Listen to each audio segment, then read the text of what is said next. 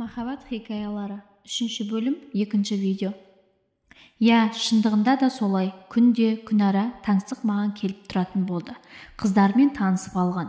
Ол келе жатқанда Сәрсенкүл, ал таңсығың келе жатыр деп, мені мазақтап әбден күледі. Дүйсенкүл екеуміз жататын төменгі қабаттағы бөлмеге келіп, ұзақ отырып қайтады. Дүйсенкүл: Айжан, саған ылғи күшті жігіттер кездеседі. Таңсық да ұнайды. Ешқашан өтірік айтпайды. Әңгімесінің бүкпесі жоқ. Ашық айтады. Күліп көңілді жүреді. Өзі ерке, өзі ашық. Еркелігі, еркіндігі де жарасады.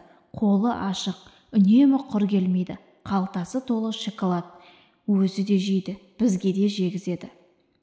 Таңсық та сені Ахметжаннан артық болмаса кем сүймейді деп ойын ортаға салды. Үндемедім.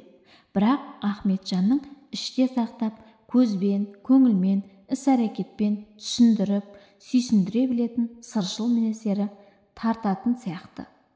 Тұла бойында, мінезінде адами болмысынан еш кемшілік таба алмаймын. Тек ұлты қырғыз болғаны ойландырады. Ал таңсықтың мінезі тым ашық, ерке, өзі ұнатқан адамды ешкімге жақындатпай, өзіме ғана тән болса деп қатты қызғанады. Бір үйде бір бала болып өскендігінің бәрі соның аузына қарап, соның айтқанының бәрі дұрыс деп отырғанның да әсері барау деймін. Сол мінезі маған сәйкес келмейтін сияқты. Өйткені мен 10 баланың бірімін. Ешқашан тек менікі дұрыс болу керек, немесе мына тәттіні мен бір өзім жеуім керек деп ойлай да алмаймын. Менің сөзімнің бәрі дұрыс болады деп ойламайтын себебім, мен басқа бауырларыммен ақылдасамын, пікірлесемін, солардың ойымен санасамын. Ешқашанда тәттіні бір өзім жей алмаймын. Нені болса да барлығымыз бірге бөліп жеуге әдеттенгенбіз. Біздің отбасымызда тек менікі деген нәрсе болмайды, болған да емес. Сондықтан да болар, халық арасында аздың ашпын дегеніне сенбе, көптің тоқпын дегеніне сенбе деген нақыл сөздің пайда болуы. Жүрегім осылай әмір еткен соң таңсықпен жеке қыдыруға шықпадым. Бірақ бөлмеме қалайсың деп анау-мынауын алып келіп тұрады. Жанымда кейде жігіттер жүріп қалса, жаны шығып көзі бақырайып кетеді. Таңсыққа: сен неге мені кім көрінгеннен қызғанасың? Бөле деген сондай болам екен десем, сен бөлем ғана емес, менің тірі жанға қимайтын қимас ғашығымсың ғой деп сарт еткізеді. Кім айтты саған? Мен уәде бердім бе? Кіммен уәделесіп едің деп сұрасам, шынымен сен білмейсің бе? Анам сенің анаңа, яғни сіңілісіне де, сені өзім де жанымдай жақсы көремін. Балам өзімнен бетер ұнатады. Екеуі араласып қатысып жүр.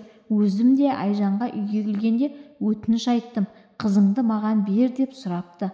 Ал сіңілісі, яғни сенің анаң, менің нағашы әпкем, екеуі бірін-бірі ұнатса қарсылығым жоқ. Қыздардың, ұлдардың да бәріне өздерің ұнатқан адамды алыңдар, ұнатқан жігітке барыңдар деп айтамыз. Әкесі екеуміз деп келісіпті, деп мені өзіне меншіктеп алып тұр. Қой, бұлай болмайды, екеуміз бөле туыс адамдармыз, ұят болады дедім. Шынымен айтып тұрсың ба деп маңдайынан тер бұрқ ете қалды. Күтпеген жағдайдан, күтпеген жауаптан есеңгіреп тұрып қалды. Ойбай, өңім бе түсім бе, мен не болғанымды білмей тұрмын деп, таңсық екі қолымен екі шекесінен ұстап, беті қып-қызыл болып кетті. Сәл үнсіздіктен соң: артық айтсам кешір деді. Бірақ келуін тоқтатқан жоқ. Өйткені оны бөлем ретінде ауыздағы апамдар да танып қалды. Тырбиып мұрны да ұзынша бір сызық болып, көзі де, тістері әппақ маржандай тізіліп, аузы ыржиып, жайраңдап күліп кіріп келеді. Дүйсенкүл еркелігіне қоса күлгені қандай әдемі. Қашан көрсең қабағы ашық, кең, жазық маңдайлы, аңқылдаған, дархан мінезді деп оны жақсы көреді. Келсе қуанып шай қойып, әңгімелесіп, анекдоттың түр-түрін айтып, әзілдері үзілмей, анасы сияқты еркелетіп, қысыр әзілдерден жіберіп, мәз-мейрам болады. кетерінде таңсық келіп тұр деп бұйыр айтатын. Жексенбі күндері ауылға барсам, анам да, ана Рахим апам сені сұрап қоймай жүр, жездем де, басқаға бермесең де бізге беретін шығарсың деп сеніммен айтады, өздері біледі ғой дедім. Жездем де, апам да Құдайдан сұраған адамдар. Үйіне барыпсыңдар ғой, бәрін өзің көрдің, өзің қарарсың деді. Ахметжаннан да хат келіп тұрама деп сұрады. Я, келіп тұрады, еш күдерін үзбейді, бір кездесіп түсінісерміз деген. Бірақ мен осы 1-2 күн бұрын хат жазып жібердім. Еш көңіліне тимей, өтініп те, жалынып та айттым. Ұлтың қазақ болғанда өлгенімше сенен айырылмас едім. Бірақ олай болмай тұр ғой. Мені де түсінші, әуре болып келіп, уақытыңды босқа кетірмеші деп қоштастым. Егер олай жауап жазбасам, сен оқуды бітіріп, ауылыңа кетсең, кездесе алмай қаламыз. Жұмыс көп, тәртіп қатал, бірақ қалай да саған барып көзбе-көз жолығуым керек деп, бәрін тастап, мен үшін келейін деп тұр. Ұят қой, қалай мен оған үміт беріп келтіремін? Онда ол қуанып келіп жылап қайтайын деп тұр ғой. Сондықтан осылай шештім, дедім анама. Анам да, я, болмайтын нәрсеге анау-мынау емес, әскери адамды әурелеуге болмас деп сәл күрсініп демалды. Өйткені бір-бірімізді шын сүйетінімізді дегенмен жағдайға байланысты тағдыр тәлкегіне түспеудің жолы осы ғана болып, екі айырылысып отырғанымызды біліп отыр. Бірде сырттан келіп, бөлмеме кірсем, менің кроватымда таңсық отыр екен. Дүйсенкүл оған: Айжан көп сөйлемей жүргенмен, оның ішінде байлығы көп, өлеңдер, естеліктер жазады, бірнеше блокноттары, қалың-қалың общий тетрадтары, қол жазбаларын тасқа басқандай жазып, жинап жүр деп айтып жатыр екен. Андағы ұстап отырғаныңда солардың біреуі ғой деді. Ол не екен деп қарасам, таңсық блокнотымды қарап отыр екен. Ей, оны қайдан алдың деп едім, кроватқа отырып қалсам, жастықтың астынан сырғып түсті деді.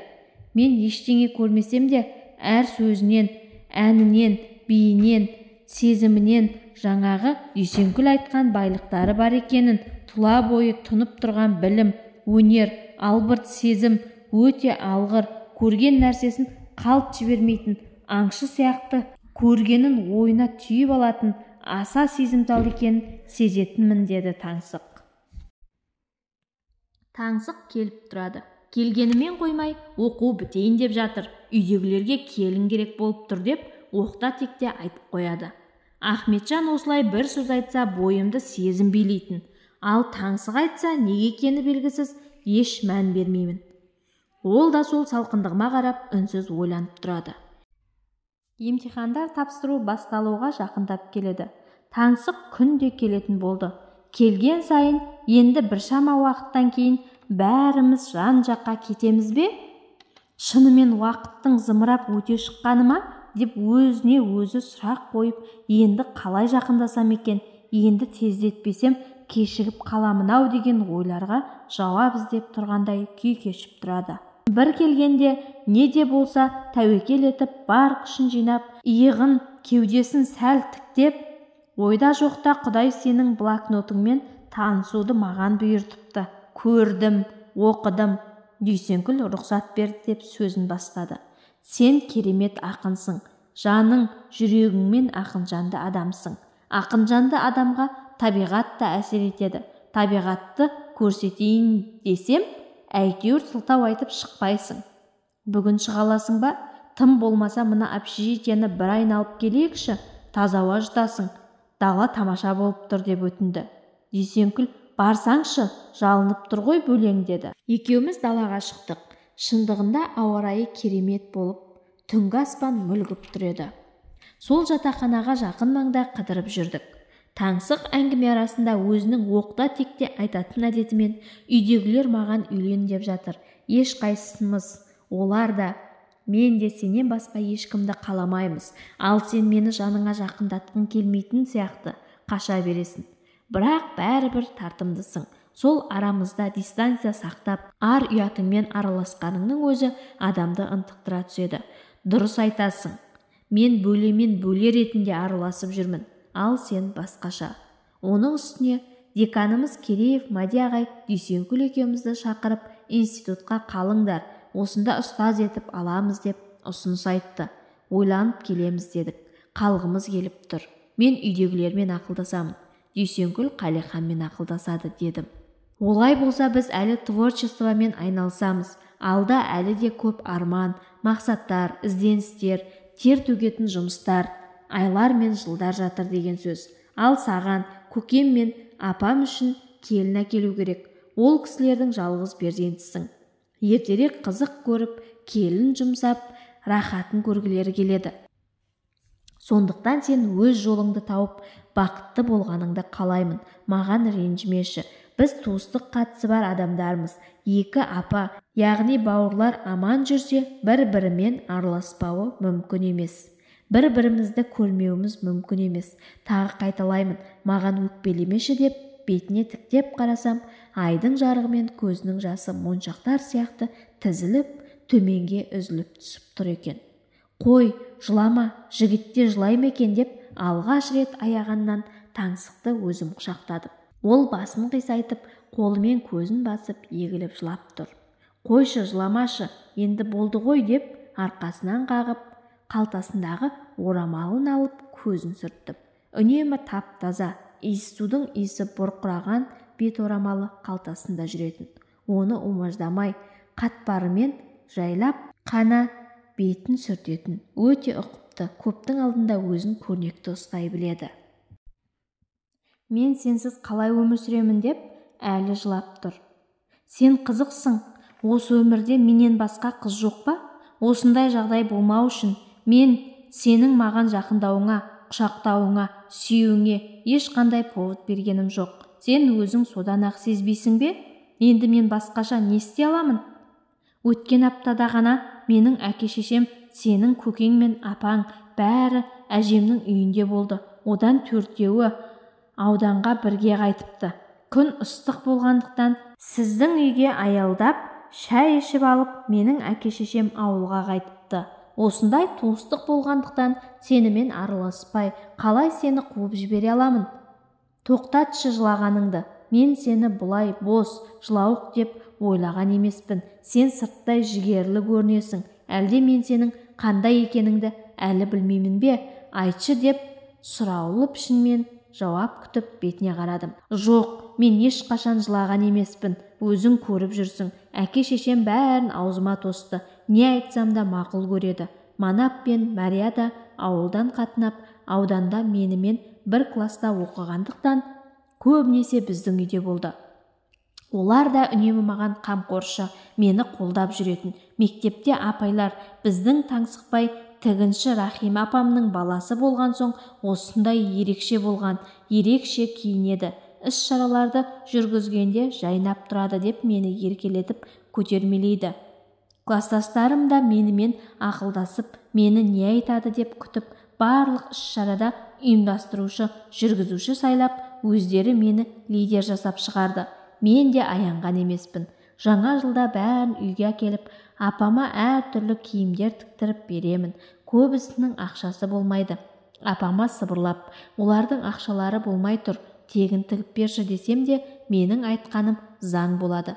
Басқа кездерде де киімім көп болған соң таратып беретінмін. Сол себепті менің айналамда үнемі достарым жүретін. Үйлеріне барсам ата-аналары, «О, Таңсықбай батыр келді» деп төрлеріне шығаратын. Сонда мен неге жылаймын? Қазір бірінші рет жылап тұрмын, жігіт болғаннан бері, деп көз жасын тағы бір төгіп жіберді де орамалымен сүртіп тастады. Жатақхананың жанына жақындап келіп тұрмыз. Қой, түннің бір уақыты болды, қайт енді деп едім. Сен қайт десең, қайтпағанда не істеймін, бірақ сезім деген өте қиын екен. Сезім туралы ақын жазушылардан артық ешкім айта алмайды. Мен де ұлы ақынның сөзімен деп көкке қарап ұзақ тұрып, саған жар табылса да менен артық, маған жар табылмайды сенен артық деп айтқым келеді деп тағы да көңілі босады. Жүрегім тыным таппай сен деп ұрып тұрады, тыншымайды. Сен қаламасаң мен шарасызбын ғой деді. Иә, өзің айтқандай сезімнің бәрін жүрек реттейді. Сондықтан да жүрекке әмір жүрмейді. Хош, сау болып жүр дедім. Ол да жақсы деп мені кең денесімен қысып, айқара құшақтап, ып-ыстық сыртқа қарай ыршып шығып тұрған демімен маңдайымнан сүйді. Маңдайымнан сүйген туыстық жақындығың үшін ризамын деп бұрылып бара жатыр едім. Жүр, жатақханаға дейін барып кіргізіп кетейін деді. Жатақханаға келіп, сыртқы есікті ашып, мені ішке кіргізіп тұрып, бағана айттым ғой, маған сенен артық жан болмайды деп, көзі жасаурап, сау бол деп теріс айналып кете барды.